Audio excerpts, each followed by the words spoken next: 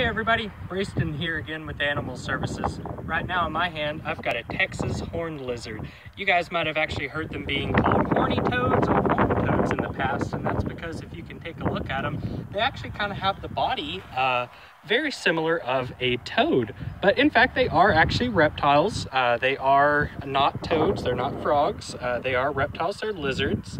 And these guys right here, they're obviously called horned lizards because if you can see right here, they've got lots of little kind of pokey horns and thorns and things like that on them.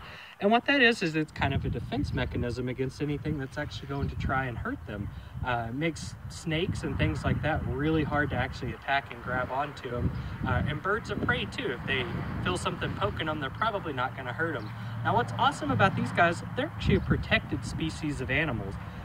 So back in the day, you used to find these guys a little bit everywhere. And what they would do is they would eat these red ants, which we've actually got a pile over here that we're going to release them back into.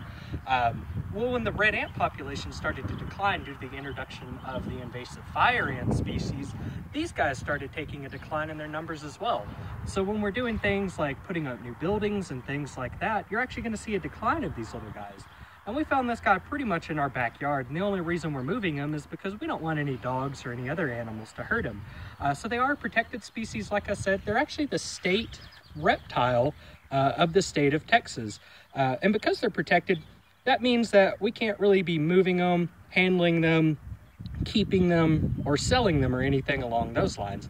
Now what we're doing here is just for the purpose of education, so it's totally fine. And what we're going to do is just put him back over by an ant pile, and we're going to give him some food and just kind of leave him alone. We just wanted to share it with you guys. So remember, if you see one of these guys out here, just know that they are a protected species of animal, and they're very, as you can tell, they're just absolutely super docile. They don't really care about people intervening with them or anything like that. They're just absolutely cool animals.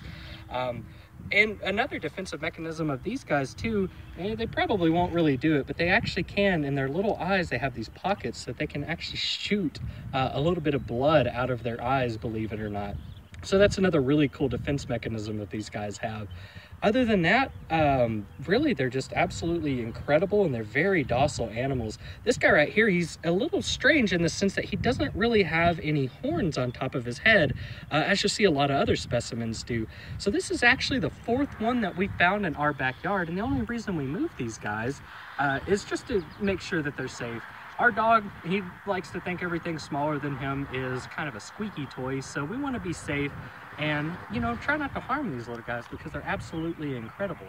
So if you see them in the wild, just leave them alone. They're not going to hurt you. In fact, they're actually going to take care of the ant population that they have.